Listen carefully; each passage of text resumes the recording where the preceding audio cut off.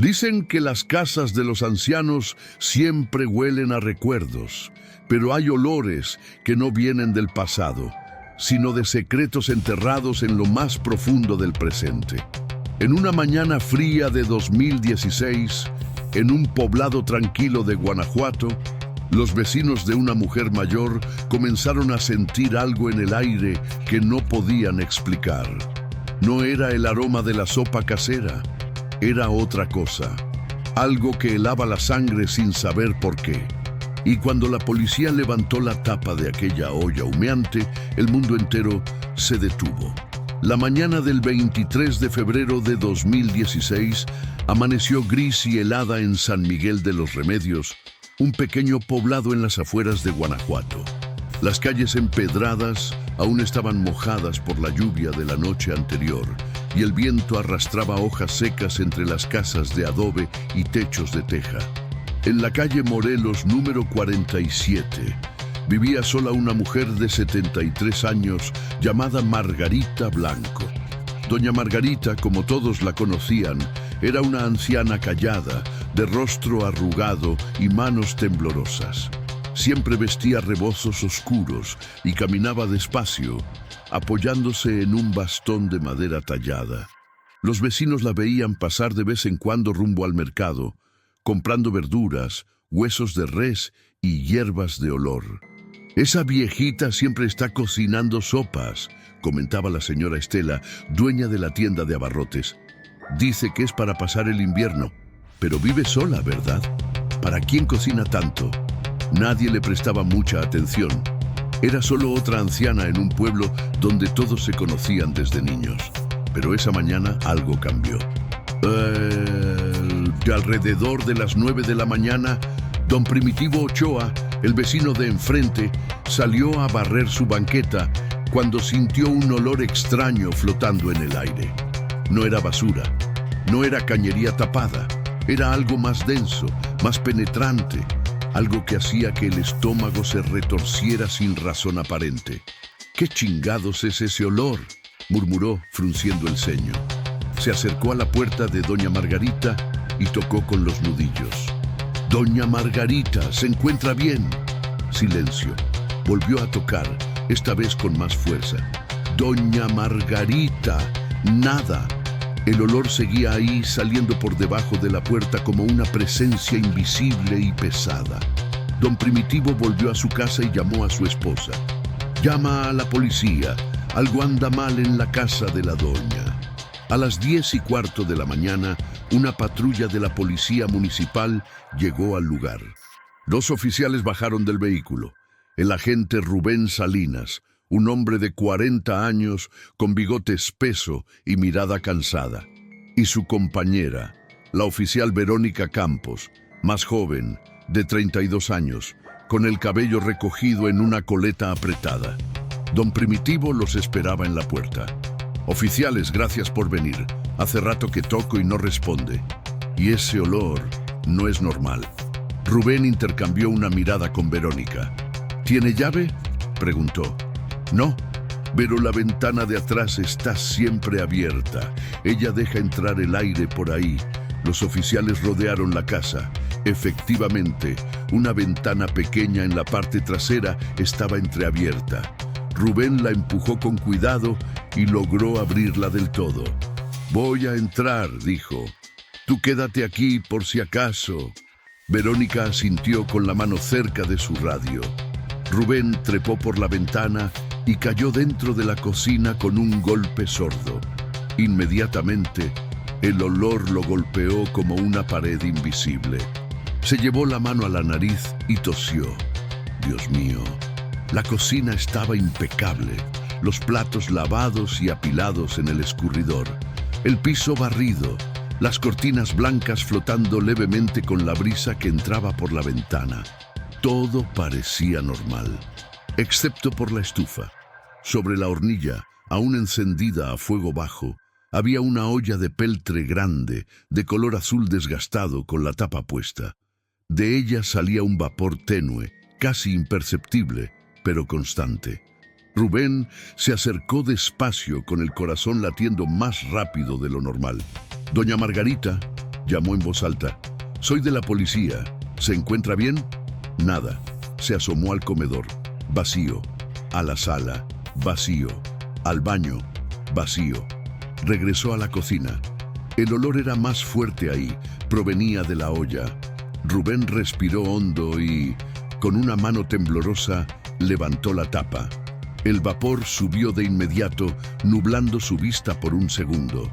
Pero cuando se disipó, lo que vio lo dejó completamente paralizado.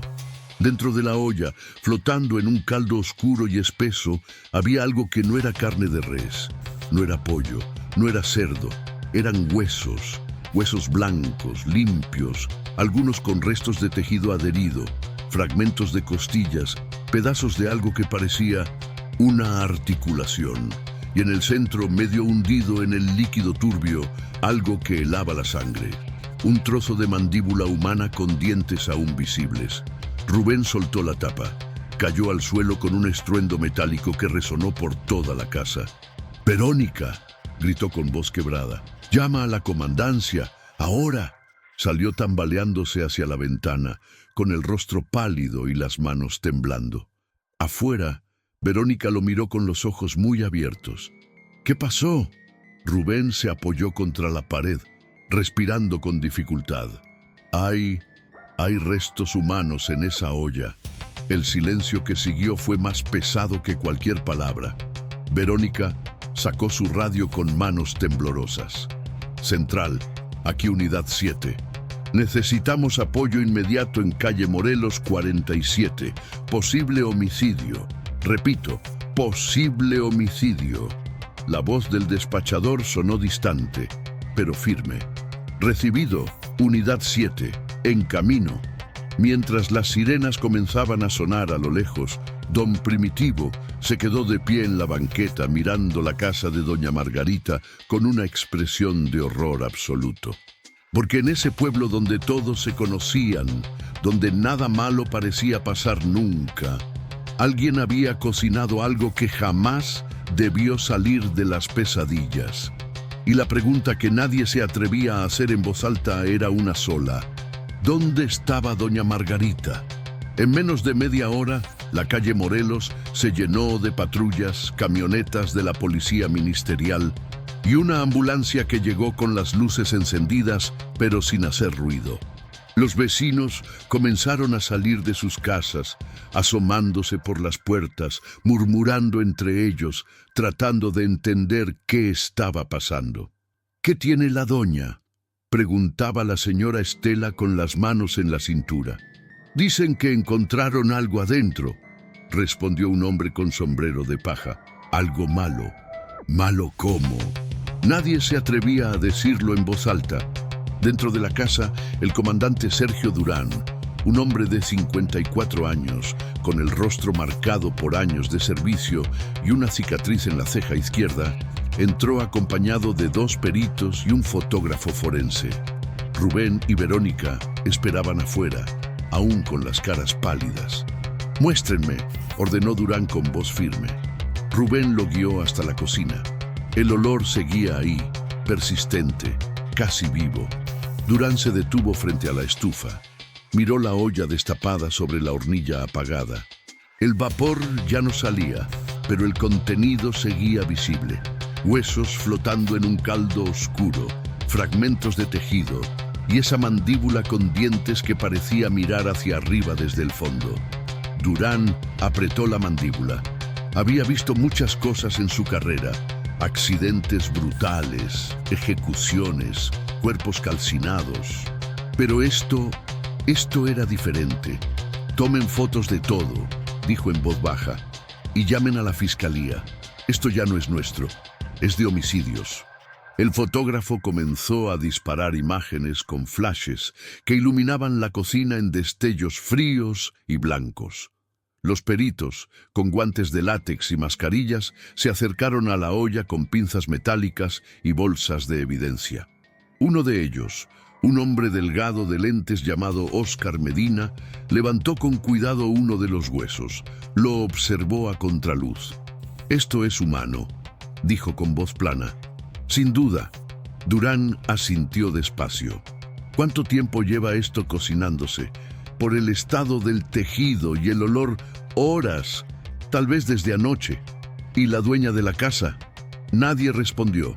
Durán salió de la cocina y recorrió la casa con pasos firmes. La sala estaba ordenada, un sofá viejo con cojines bordados, una mesa de centro con un florero vacío. En la pared, un crucifijo de madera y una fotografía enmarcada de una familia.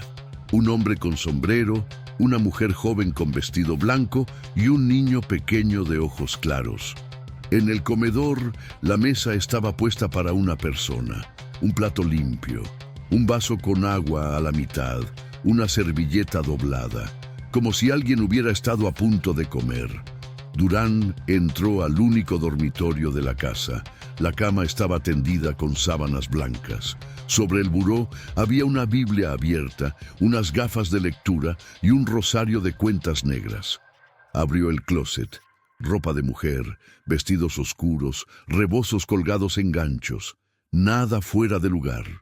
Nada, excepto una caja de cartón en la parte de abajo. Durán se agachó y la sacó con cuidado. La abrió. Dentro había papeles viejos, recortes de periódico amarillentos y varias fotografías en blanco y negro. Las revisó una por una.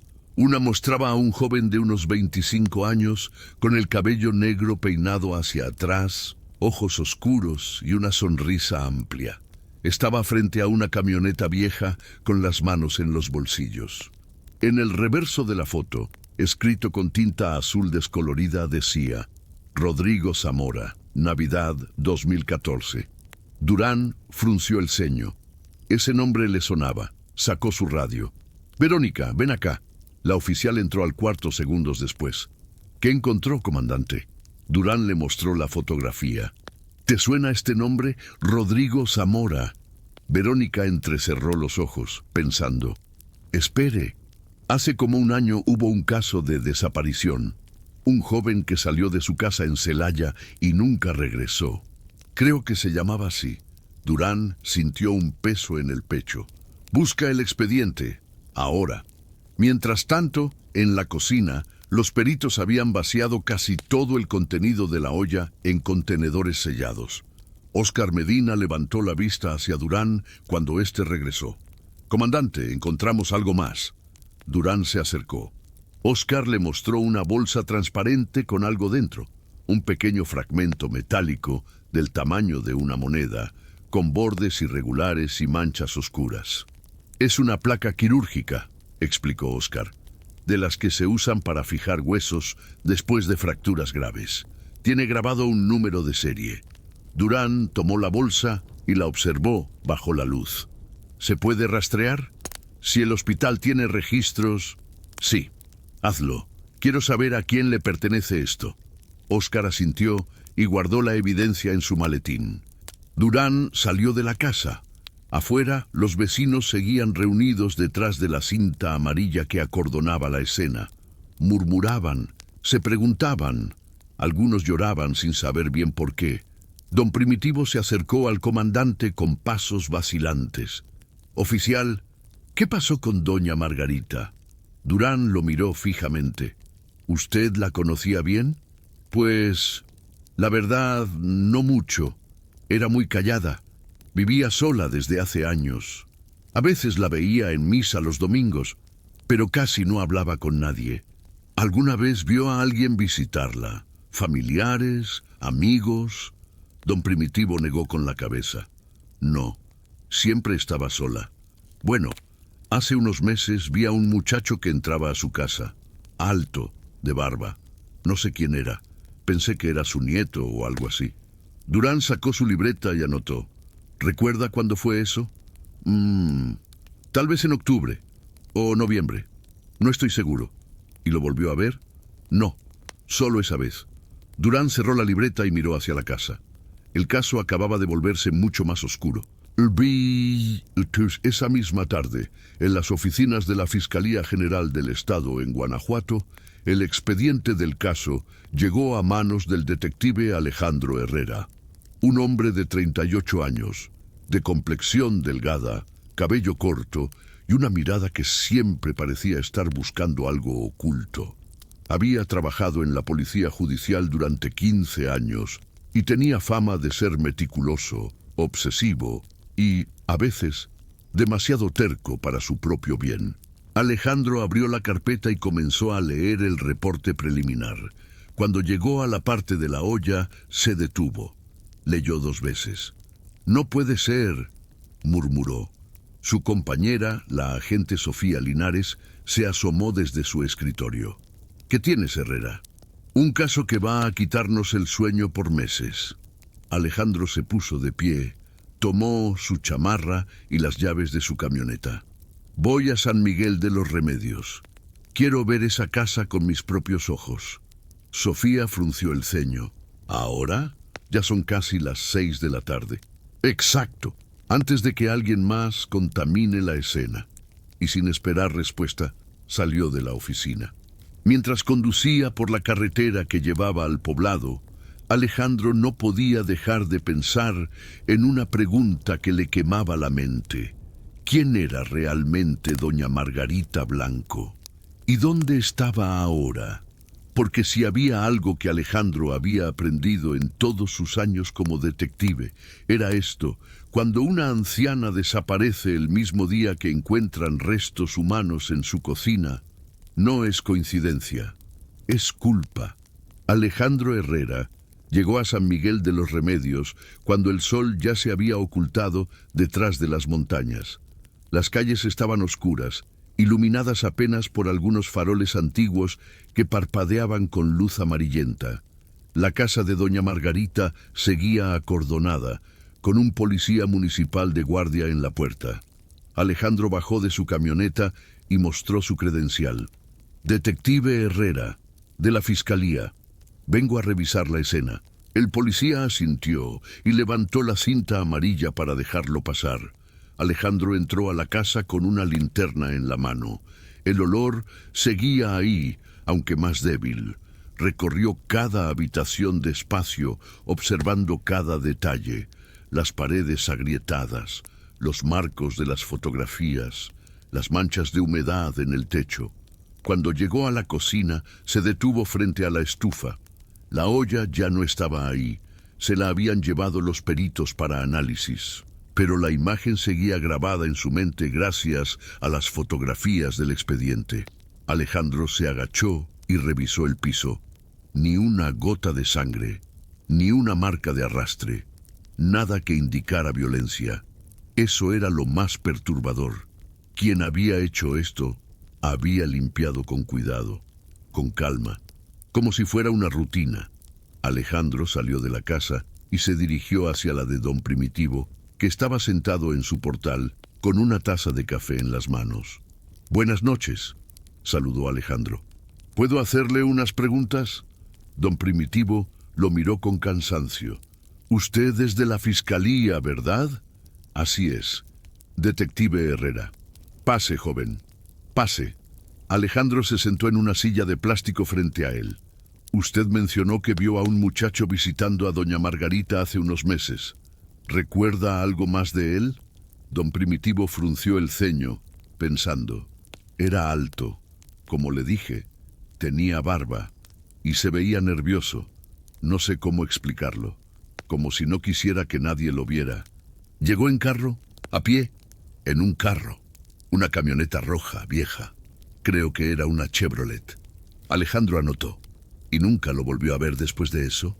«No, pero ahora que lo pienso, hace como 2 semanas, en la madrugada, escuché ruidos, como si estuvieran moviendo cosas pesadas. Miré por la ventana y vi luz encendida en la casa de la doña, pero no vi a nadie». «¿A qué hora fue eso?» «Como a las 3 de la mañana». Alejandro sintió un escalofrío. «¿Y usted no salió a ver?» Don Primitivo negó con la cabeza, avergonzado. «Me dio miedo, detective. Uno ya no sabe con quién se mete en estos tiempos». Alejandro asintió. No lo culpaba. ¿Alguien más en el vecindario podría haber visto algo? Tal vez la señora Estela. Ella tiene su tienda enfrente y a veces se queda hasta tarde haciendo cuentas. Alejandro se puso de pie. «Gracias, don Primitivo. Si recuerda algo más, llámeme». Le dejó una tarjeta con su número y salió rumbo a la tienda. La tienda de la señora Estela estaba cerrada, pero la luz de su casa, en la parte de atrás, seguía encendida. Alejandro tocó la puerta. Una mujer de unos 60 años, con el cabello recogido en un chongo y un delantal floreado, abrió con cautela. «¿Sí? Buenas noches, señora. Soy el detective Alejandro Herrera. Estoy investigando lo que pasó en la casa de doña Margarita». La señora Estela se persignó. «¡Ay, Dios mío! ¡Qué horror, detective! ¡Qué horror! ¿Puedo pasar? Solo serán unos minutos». Ella asintió y lo dejó entrar. La sala estaba llena de imágenes religiosas y olía a incienso. «Señora, ¿usted conocía bien a doña Margarita?». Estela se sentó en un sillón viejo y suspiró. «Pues la conocía de vista. Venía a comprar aquí a la tienda casi todos los días. Siempre lo mismo. Verduras, huesos de res, hierbas. Decía que le gustaba hacer sopas. ¿Alguna vez le comentó algo personal? ¿Sobre su familia?». Estela negó. «No, era muy callada. Pero una vez, hace como 6 meses, llegó muy alterada. Tenía los ojos rojos, como si hubiera estado llorando. Le pregunté si estaba bien y me dijo que había perdido algo muy valioso. No me quiso decir qué». Alejandro inclinó la cabeza. «¿Y después de eso?». «Después, no sé. Siguió viniendo, pero se veía más distante, como si estuviera en otro mundo». «¿Vio a alguien visitarla?». Estela pensó un momento. «Sí, una vez vi a un muchacho, alto, con barba. Llegó en una camioneta roja. Entró a la casa y se quedó como 1 hora. Cuando salió, se veía enojado. Azotó la puerta del carro y se fue a toda velocidad. Alejandro sintió que las piezas comenzaban a encajar. ¿Recuerda cuándo fue eso?». «En octubre. Sí, porque fue el día de mi cumpleaños. 10 de octubre. Alejandro anotó la fecha. «¿Y la volvió a ver después de eso?». «A doña Margarita, digo». «Sí, pero cada vez la veía más flaca, más pálida, como si estuviera enferma. Le ofrecí llevarla al doctor, pero me dijo que no era necesario». «¿Y la última vez que la vio?». Estela se quedó callada, con la mirada perdida. «Fue hace 3 días. El domingo. Vino a comprar una bolsa de sal. Me pagó y se fue sin decir nada. Ni siquiera me miró a los ojos». Alejandro cerró su libreta y se puso de pie. «Gracias, señora Estela. Ha sido de mucha ayuda». Ella lo acompañó hasta la puerta. «Detective, ¿cree que la doña hizo algo malo?». Alejandro la miró fijamente. «Todavía no lo sé, pero voy a averiguarlo». De regreso en su camioneta, Alejandro encendió el motor, pero no arrancó de inmediato. Se quedó sentado, mirando la casa de doña Margarita a través del parabrisas. Todo apuntaba a una conclusión inevitable. Doña Margarita no era una víctima, era la principal sospechosa. Pero entonces, ¿dónde estaba? Alejandro sacó su teléfono y marcó a Sofía Linares. «Sofía, necesito que revises algo. Busca en la base de datos a un tal Rodrigo Zamora, reportado como desaparecido en 2015. Necesito todo lo que tengas: dirección, familiares, últimos movimientos. ¿Crees que los restos son de él? Eso espero averiguar mañana cuando tengamos los resultados del ADN, pero algo me dice que sí». «¿Y la anciana?». Alejandro apretó el volante. «Emite una orden de búsqueda. Margarita Blanco, 73 años.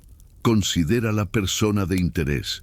Y revisa cámaras de seguridad en la carretera. Si salió del pueblo, alguien tuvo que verla». «Entendido». Alejandro colgó y arrancó la camioneta. Mientras se alejaba del poblado, una sola pregunta seguía martillando en su cabeza. ¿Quién era ese muchacho de la camioneta roja? ¿Y qué relación tenía con Rodrigo Zamora? Porque si había algo que Alejandro sabía con certeza era esto: en los crímenes más oscuros siempre hay más de un culpable, y el verdadero monstruo rara vez es quien cocina, es quien enseña a hacerlo. A la mañana siguiente, Alejandro Herrera llegó temprano a las oficinas de la Fiscalía en Guanajuato. Sofía Linares ya estaba ahí, con 2 tazas de café sobre su escritorio y una carpeta gruesa abierta frente a ella. «Buenos días, Herrera. Tengo lo que pediste». Alejandro se quitó la chamarra y se sentó a su lado. «Dime». Sofía giró la pantalla de su computadora hacia él. Rodrigo Zamora, 26 años, reportado como desaparecido el 8 de noviembre de 2015.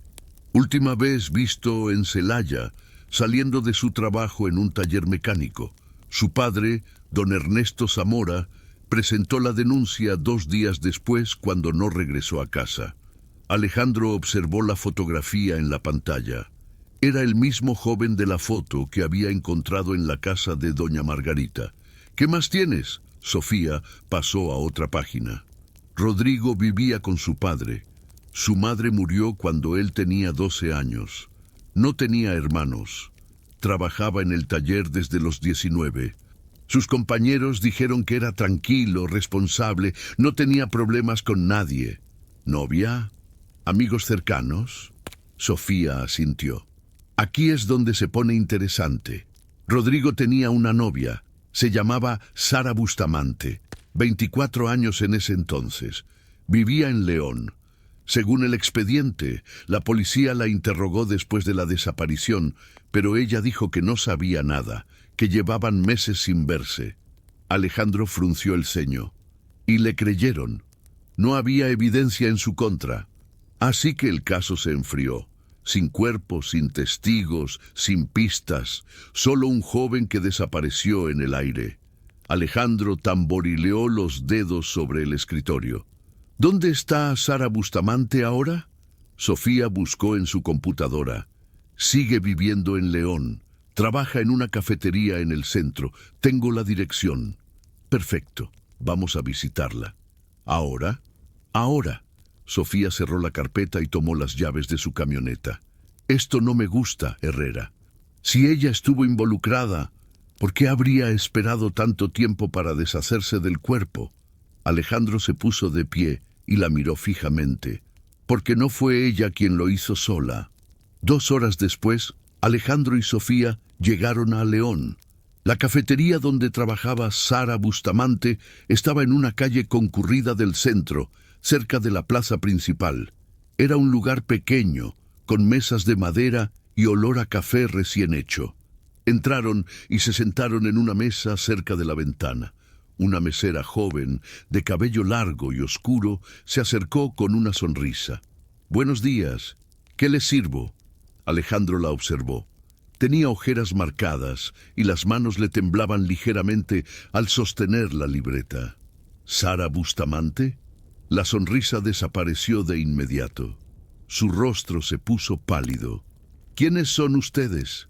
Alejandro sacó su credencial. «Detective Alejandro Herrera, Fiscalía del Estado. Ella es la agente Sofía Linares». «Necesitamos hablar con usted». Sara dejó caer la libreta sobre la mesa. Su voz salió temblorosa. ¿Qué quieren? Siéntese, por favor. Solo son unas preguntas». Sara miró hacia la cocina como buscando una salida, pero finalmente se sentó, con las manos apretadas sobre sus piernas. ¿Qué pasó? ¿Encontraron a Rodrigo? Alejandro la miró fijamente. «Eso es lo que estamos tratando de averiguar. ¿Cuándo fue la última vez que lo vio?». Sara tragó saliva. «Ya se lo dije a la policía hace años. Terminamos en septiembre de 2015. No volví a saber de él».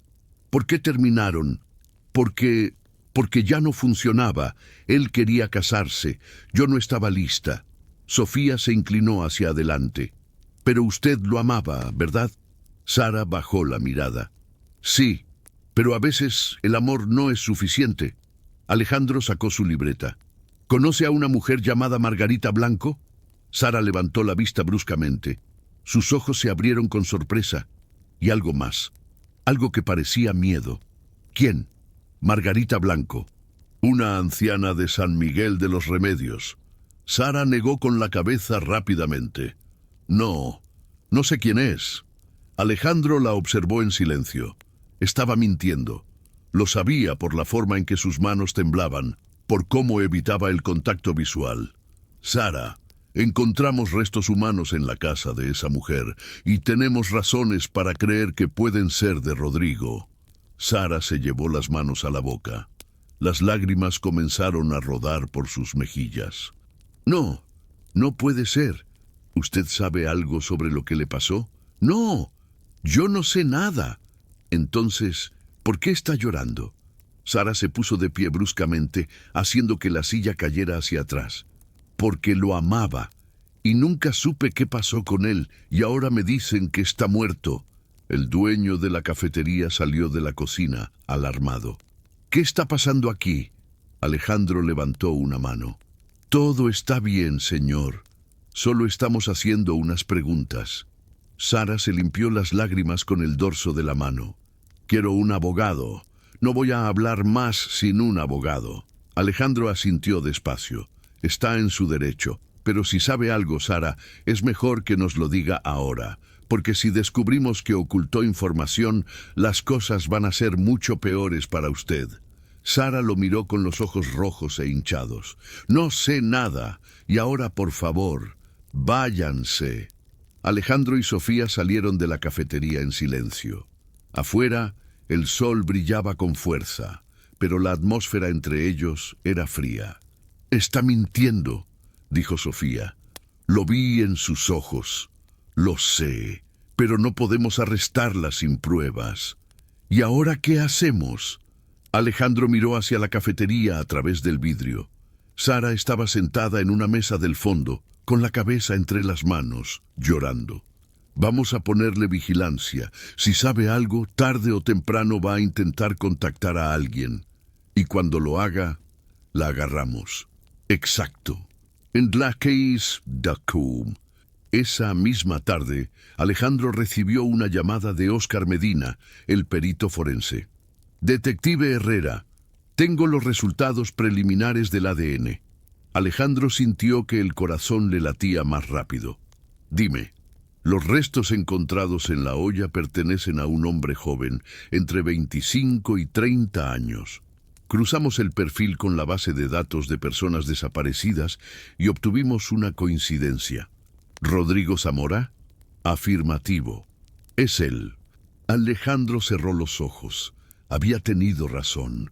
¿Causa de muerte? Todavía estamos analizando, pero por el estado de los huesos, parece que fue desmembrado post-mortem. No hay señales de trauma óseo que indique violencia directa. Lo más probable es que haya muerto por asfixia, envenenamiento o algún método que no dejó marcas en los huesos. ¿Y la placa quirúrgica? Confirmado. Pertenece a Rodrigo. Se fracturó el fémur en un accidente de moto en 2012. La placa quedó registrada en el Hospital General de Celaya. Alejandro respiró hondo. «Gracias, Óscar. Envíame el reporte completo». Colgó el teléfono y se quedó mirando la pared de su oficina, donde había pegado todas las fotografías y documentos del caso. En el centro, la foto de Rodrigo Zamora. A la derecha, la foto de Sara Bustamante. A la izquierda, una imagen borrosa de doña Margarita Blanco. Y en medio de todo, una pregunta que seguía sin respuesta. ¿Cómo se conectaban? De pronto, su teléfono sonó de nuevo. Era Sofía. «Herrera, tienes que ver esto. La vigilancia funcionó. Sara acaba de hacer una llamada desde un teléfono público. Logramos rastrear el número al que llamó. Y es de una tal Jennifer Morales. Vive en Guanajuato capital. Y aquí está lo interesante. Jennifer fue compañera de Sara en la universidad. Y según sus redes sociales, también conocía a Rodrigo». Alejandro sintió un escalofrío recorrer su espalda. «Sofía, consigue una orden judicial. Vamos a revisar todo sobre Jennifer Morales. Llamadas, mensajes, cuentas bancarias, todo». «Ya estoy en eso». Alejandro colgó y se puso de pie. Las piezas comenzaban a encajar. Pero lo que estaba descubriendo era mucho más oscuro de lo que había imaginado. Porque en ese caso no había solo una víctima. Había dos monstruos. y uno de ellos seguía suelto. A la mañana siguiente, Alejandro y Sofía se presentaron en el domicilio de Jennifer Morales, ubicado en una colonia de clase media en Guanajuato capital. Era un edificio de departamentos de 3 pisos, con paredes de color beige desgastado y balcones pequeños llenos de macetas. Tocaron el timbre del departamento 203. Nadie respondió. Volvieron a tocar. Silencio. Alejandro intercambió una mirada con Sofía. Llama al administrador. Necesitamos entrar. Minutos después, un hombre mayor con un manojo de llaves subió las escaleras arrastrando los pies. ¿Ustedes son de la policía? Alejandro mostró su credencial. Fiscalía del Estado. Necesitamos entrar a este departamento. El administrador los miró con desconfianza. ¿Tienen orden judicial? Sofía sacó el documento doblado de su bolsillo y se lo mostró. Aquí está. El hombre revisó el papel con lentitud, suspiró y finalmente abrió la puerta. Alejandro y Sofía entraron con cuidado. El departamento estaba en penumbras. Las cortinas cerradas bloqueaban la luz del sol. Olía a humedad y a algo más, algo rancio, viejo. La sala estaba desordenada, ropa tirada en el sofá, platos sucios apilados en la mesa de centro, envases de comida rápida en el suelo. Jennifer Morales vive sola, ¿verdad?, preguntó Alejandro al administrador. Sí, lleva como 3 años aquí. Nunca da problemas. Paga su renta a tiempo. ¿La ha visto últimamente? El hombre se rascó la barbilla. No. Ahora que lo menciona, hace como 2 semanas que no la veo, pero a veces viaja, nunca me avisa. Alejandro asintió. Puede irse, nosotros nos encargamos. El administrador salió del departamento, cerrando la puerta tras de sí. Sofía encendió la luz. La escena se volvió más clara y más perturbadora. En la pared del fondo, junto a un estante lleno de libros viejos, había fotografías pegadas con cinta adhesiva. Alejandro se acercó despacio. Eran fotos de Rodrigo Zamora, docenas de ellas. Rodrigo en el taller mecánico, Rodrigo en la calle, Rodrigo entrando a una tienda, Rodrigo sentado en una banca del parque, fotos tomadas sin que él lo supiera, como si alguien lo hubiera estado vigilando durante meses. Dios mío, murmuró Sofía, esto es obsesión.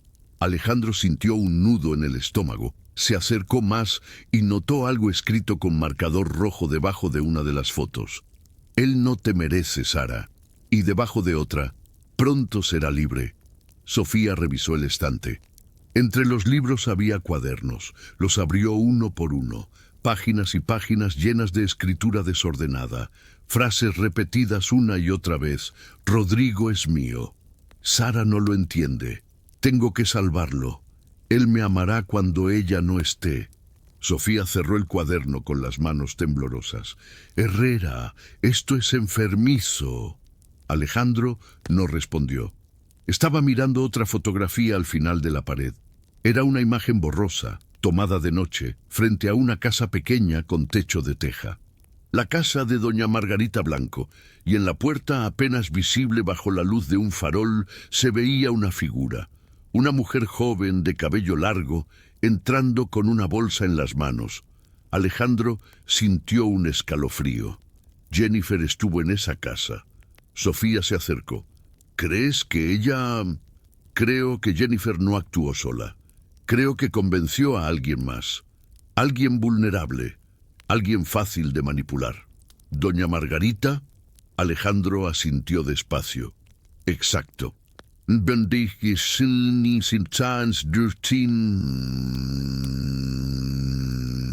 Mientras revisaban el departamento, Sofía encontró algo más en el dormitorio. Debajo de la cama, escondida entre cajas de zapatos viejos, había una laptop. La encendió. No tenía contraseña. Abrió el historial de búsqueda. Los resultados eran escalofriantes. Cómo deshacerse de un cuerpo. Ácidos que disuelven huesos. Cocinar carne humana sin dejar rastro. Cómo manipular a una persona mayor. Sofía sintió náuseas. Herrera, ven a ver esto. Alejandro se acercó y leyó la pantalla. Su rostro se endureció. Necesitamos encontrar a Jennifer Morales. Ahora. Revisó los correos electrónicos. La mayoría eran spam, pero uno reciente, enviado 3 días antes, llamó su atención. Era de Sara Bustamante. El mensaje era corto. Jenny, necesito verte. Esto se salió de control. No puedo más, por favor responde. Y la respuesta de Jennifer enviada horas después. Ya sabes lo que tienes que hacer. No podemos echarnos para atrás ahora. Si hablas, las dos nos hundimos. Alejandro leyó el mensaje 2 veces. Sofía, emite una orden de aprehensión. Jennifer Morales y Sara Bustamante, por homicidio y encubrimiento. ¿Y doña Margarita? Sigue siendo persona de interés. Pero creo que ella fue solo una pieza más, una herramienta. Sofía tomó su radio. Voy a coordinar con la policía de León para arrestar a Sara. Tú encárgate de Jennifer. Alejandro salió del departamento con el corazón acelerado. Subió a su camioneta y arrancó rumbo a la fiscalía. Mientras conducía, recibió una llamada de Óscar Medina. Detective, tenemos algo más. Analizamos el interior de la olla y encontramos restos de ADN de 2 personas diferentes. Alejandro frenó en seco. ¿Qué? Uno es de Rodrigo Zamora. El otro es de una mujer. Aún no tenemos coincidencia en la base de datos, pero por la degradación del material genético, parece que estuvo expuesto al calor durante mucho tiempo. Alejandro sintió que todo daba vueltas. Óscar, ¿estás diciendo que había 2 cuerpos en esa olla? O al menos partes de 2 cuerpos. Sí. Alejandro colgó el teléfono. Su mente trabajaba a toda velocidad. Si había 2 víctimas, ¿quién era la segunda? ¿Y dónde estaba el resto del cuerpo? Esa misma tarde, la policía de León llegó a la cafetería donde trabajaba Sara Bustamante. Pero cuando entraron, el dueño les informó que Sara no había llegado a trabajar ese día. Fueron a su departamento. La puerta estaba entreabierta. Entraron con las armas desenfundadas. La sala estaba vacía. El dormitorio, vacío. Pero en el baño, uno de los oficiales abrió la puerta y se detuvo en seco. ¡Aquí! ¡Llamen una ambulancia! Sofía llegó minutos después y entró corriendo al baño. Sara Bustamante estaba tendida en el piso, inconsciente, con una botella vacía de pastillas a su lado y espuma blanca saliendo de su boca. Sofía se arrodilló junto a ella y buscó pulso. Débil, pero ahí. Que alguien llame a los paramédicos. Ahora. Los minutos siguientes fueron caos. Los paramédicos llegaron, estabilizaron a Sara y la subieron a la ambulancia. Sofía subió con ella. Mientras la ambulancia arrancaba con las sirenas aullando, Sara abrió los ojos apenas, mirando a Sofía con una expresión de dolor absoluto. Yo no quería, susurró con voz quebrada. ¿Qué no querías, Sara? Dime. Jenny me obligó. Ella dijo que si no lo hacía, ella me iba a matar a mí también. Las lágrimas rodaban por sus mejillas. Pero yo lo amaba. Yo amaba a Rodrigo y ahora está muerto por mi culpa. Sofía le apretó la mano. Sara, escúchame. ¿Dónde está Jennifer? Sara cerró los ojos. Ella dijo que iba a terminar lo que empezamos. Dijo que iba a la casa de la vieja para quemar todo. Sofía sintió que la sangre se le helaba. ¿Qué casa? ¿La de doña Margarita? Sara asintió débilmente antes de perder la conciencia de nuevo. Sofía sacó su radio. ¡Herrera! Jennifer Morales está en San Miguel de los Remedios. Va a quemar la casa de la anciana. La voz de Alejandro sonó al otro lado, tensa. Voy para allá. Llama a los bomberos. ¡Ahora! Alejandro pisó el acelerador a fondo. La camioneta rugió por la carretera mientras el sol comenzaba a ponerse en el horizonte. Cuando llegó a San Miguel de los Remedios, ya había humo negro saliendo de la casa de doña Margarita. Las llamas lamían las ventanas. Los vecinos gritaban, corrían, trataban de apagar el fuego con cubetas de agua. Alejandro bajó de la camioneta y corrió hacia la casa. ¡Policía! ¡Aléjense! Y entonces la vio. En el portal, De pie frente a las llamas, con una lata de gasolina en una mano y un encendedor en la otra, Jennifer Morales. Tenía el rostro cubierto de hollín, los ojos rojos y una sonrisa que helaba la sangre. Alejandro desenfundó su arma. «Jennifer, suelta eso y pon las manos donde pueda verlas». Jennifer lo miró fijamente y entonces, con voz calmada y fría, dijo: «Ya es muy tarde, detective. Todo está ardiendo, igual que él». Y antes de que Alejandro pudiera reaccionar, Jennifer arrojó el encendedor hacia la casa y corrió hacia adentro, desapareciendo entre las llamas. Alejandro gritó su nombre, pero el fuego rugió más fuerte, y en cuestión de segundos, la casa entera se derrumbó. El fuego consumió la casa de doña Margarita en cuestión de minutos. Las llamas se elevaban hacia el cielo nocturno como lenguas de un infierno que finalmente había encontrado su escape. Los bomberos llegaron media hora después, pero ya era demasiado tarde. Solo quedaban escombros humeantes, cenizas y el olor a madera quemada que se extendía por todo el poblado. Alejandro Herrera se quedó de pie frente a los restos, con el rostro manchado de hollín y las manos apretadas en puños. Sofía Linares llegó corriendo desde la ambulancia que había traído a Sara al hospital de Guanajuato. «Herrera, ¿qué pasó?» Alejandro no apartó la mirada de las ruinas. «Jennifer Morales está muerta». Se metió al fuego. Sofía se llevó una mano a la boca. «Dios mío». Y con ella se fue cualquier posibilidad de saber toda la verdad. Sofía lo miró con tristeza. «Sara está estable. Los médicos dicen que va a sobrevivir, pero está destrozada». Sigue repitiendo que todo fue culpa de Jennifer. Alejandro cerró los ojos. Respiró hondo. «Necesitamos recuperar lo que quede de esa casa. Tiene que haber algo, aunque sea cenizas». Durante los siguientes 3 días, los peritos forenses trabajaron sin descanso entre los escombros. Recuperaron fragmentos de huesos calcinados, restos de metal fundido, y entre las cenizas del galpón trasero encontraron algo que confirmaría la peor de las sospechas. Una olla metálica deformada por el calor extremo, pero aún reconocible, y dentro, sellados en bolsas de plástico derretidas, había restos humanos adicionales. Óscar Medina llamó a Alejandro al laboratorio forense. «Detective, confirmamos la segunda víctima». Alejandro entró a la sala de análisis. Óscar estaba frente a una mesa con varios fragmentos óseos etiquetados. «Dime». Óscar señaló una radiografía en la pantalla. El segundo conjunto de restos pertenece a una mujer joven, entre 20 y 25 años. Por el análisis dental y algunas características óseas, logramos identificarla. Levantó una carpeta y la abrió. Su nombre era Liliana Vega, reportada como desaparecida en octubre de 2015 en Celaya. Era compañera de trabajo de Rodrigo Zamora en el taller mecánico. Alejandro sintió un peso en el pecho. ¿Jennifer también la mató? Según los registros del celular de Jennifer que recuperamos de su departamento, Liliana y Rodrigo eran amigos cercanos, muy cercanos. Jennifer creía que Liliana estaba tratando de quitarle a Rodrigo. Alejandro apretó la mandíbula. ¿Y Sara sabía de esto? Eso tendrás que preguntárselo tú.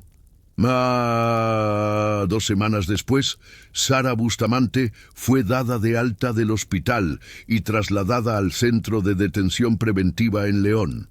Alejandro y Sofía fueron a interrogarla. Sara estaba sentada en una silla metálica, esposada, con el rostro demacrado y los ojos hinchados de tanto llorar. Había perdido varios kilos.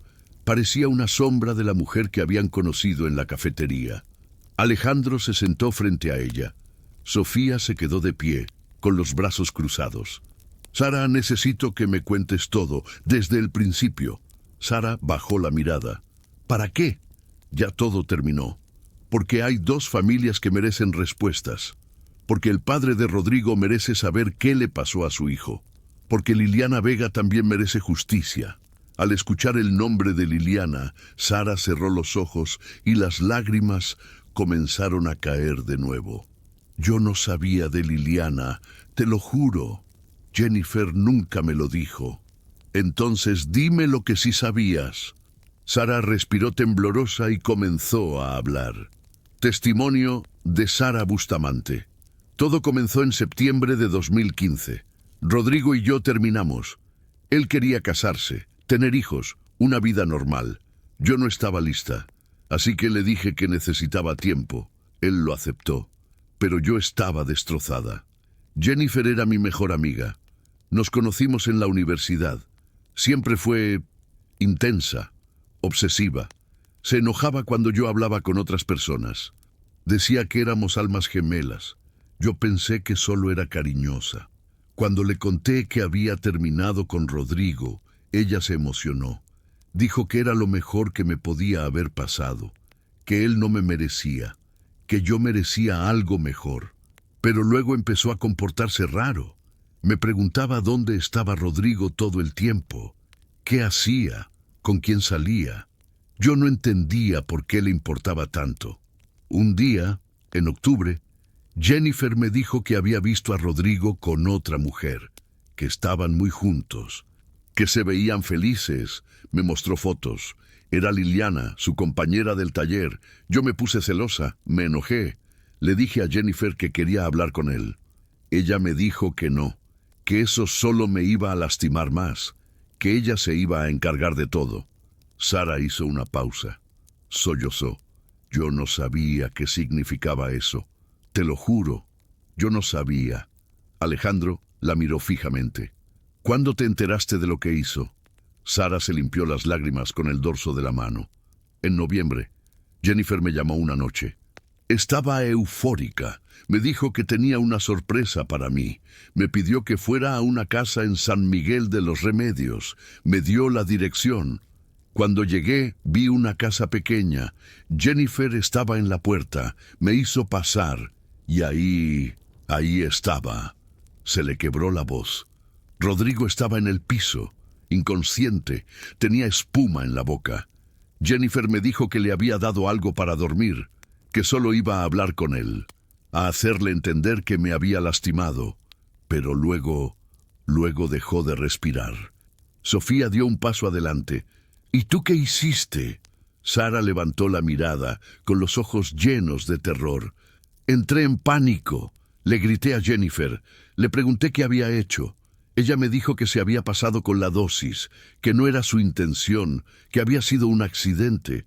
Me dijo que si llamábamos a la policía, las dos íbamos a ir a la cárcel, que yo era cómplice por haber ido ahí, que nadie nos iba a creer. Yo estaba aterrada. No sabía qué hacer. Jennifer me dijo que conocía a alguien que podía ayudarnos, una anciana que vivía sola en esa casa, doña Margarita. Alejandro frunció el ceño. ¿Cómo conocía Jennifer a doña Margarita? No lo sé. Jennifer nunca me lo explicó bien. Solo me dijo que la vieja le debía un favor, que le había ayudado con algo años atrás y que ahora nos iba a ayudar a nosotras. Doña Margarita entró a la habitación. Miró el cuerpo de Rodrigo sin decir nada, y luego miró a Jennifer. Jennifer le dio dinero. Mucho dinero, miles de pesos, y la vieja aceptó. Sara cerró los ojos, temblando. Entre las tres lo desmembramos. Jennifer tenía cuchillos, tenía bolsas, tenía todo planeado. Yo solo obedecía. Estaba en shock. No podía pensar.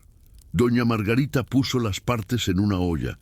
Dijo que iba a cocinarlas, que así nadie sabría qué eran, que iban a desaparecer para siempre. Alejandro sintió náuseas. ¿Y Liliana Vega? Sara negó con la cabeza, llorando. Yo no sabía de ella. Te lo juro, me enteré después cuando vi las noticias. Jennifer me dijo que Liliana había estado preguntando por Rodrigo, que era peligroso, que tenía que desaparecer también. Yo le dije que no, que ya era suficiente, pero Jennifer no me escuchó. Ella lo hizo sola. Sofía apretó los puños. ¿Y por qué esperaron tanto para deshacerse de los cuerpos? Sara sollozó. porque doña Margarita se asustó. Dejó de cocinar, guardó todo en el galpón. Jennifer se enojó. Dijo que la vieja nos iba a delatar, pero no podíamos hacer nada, hasta que hasta que los vecinos empezaron a sospechar por el olor. Jennifer entró en pánico. Me dijo que teníamos que terminar lo que empezamos, que teníamos que quemar todo. Pero yo ya no podía más. Le dije que me iba a entregar, y entonces ella se volvió loca. Sara levantó la mirada hacia Alejandro. Ella me amenazó. Me dijo que si hablaba, iba a matarme, igual que a Rodrigo, igual que a Liliana. Por eso intenté quitarme la vida, porque no podía vivir con esto, porque Rodrigo no merecía morir. Y yo fui parte de eso. El silencio en la sala de interrogatorios era abrumador. Alejandro cerró su libreta. Sara Bustamante, quedas formalmente acusada de homicidio en segundo grado, encubrimiento y manipulación de evidencia. Sara asintió con la mirada perdida. Lo sé, y lo acepto, porque es lo que merezco.